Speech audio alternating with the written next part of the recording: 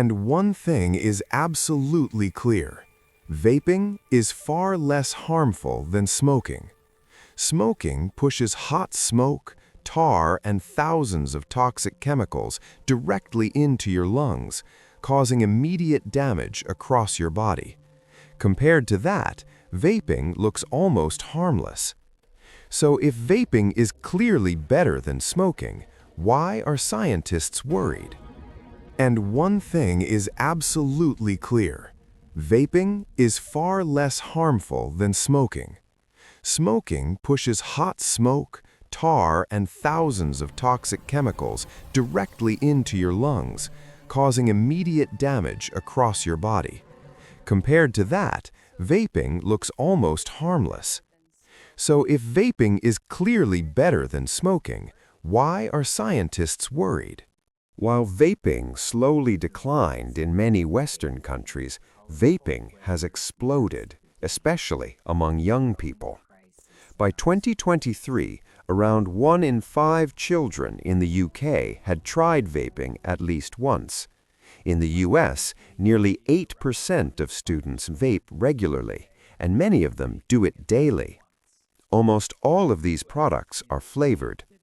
Vaping didn't just replace cigarettes, it reinvented nicotine.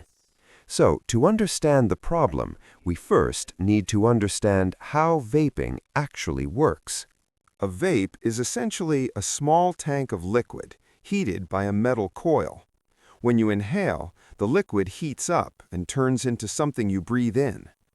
Most vape liquids are made from propylene glycol and glycerin, chemicals used in food, cosmetics, and even smoke machines, mixed with nicotine salts and flavor molecules. This sounds reassuring, but here's the catch. Vapes don't produce real vapor, they produce an aerosol. An aerosol is a warm, sticky mist filled with microscopic particles. When you inhale, billions of these particles coat your mouth and tongue, then travel deep into your lungs, reaching the alveoli, the tiny air sacs where oxygen enters your blood. From there, nicotine passes straight into your bloodstream and rapidly reaches your brain, and that's where the pleasant effects begin. But it's also where the problems start. The uncomfortable truth is that we don't fully know what's inside many vapes. Studies have found that vape liquids often contain dozens of different substances, many of which are not listed on the label. The vaping industry is far less regulated than most people assume. Some ingredients are officially considered safe, but safe to eat or apply to skin does not mean safe to inhale. Certain flavor chemicals can damage cells when breathed in. Others irritate the respiratory system. And when these substances are heated, things get even more complicated. Heat can cause molecules to break apart, merge together, or transform into entirely new chemicals, ones we haven't studied yet. And that's not all. When the metal coil heats up, it releases tiny metal particles into the aerosol. Studies have found metals like nickel, lead, chromium, and copper in vape emissions. Some irritate the lungs, some worsen breathing, some are known to increase cancer risk when inhaled. These substances don't exist in isolation. They interact with each other inside your lungs in ways we still don't fully understand. Your lungs are made of extremely delicate tissue. They were never designed to handle constant exposure to aerosols, chemicals, and metals. The immune system reacts by causing inflammation and producing excess mucus to trap foreign particles. Some lung cells may even die in the process. Vaping may also stress the rest of your body. It can raise heart rate and blood pressure, reduce oxygen levels, stiffen blood vessels, and create oxidative stress, damage that slowly wears down organs over time.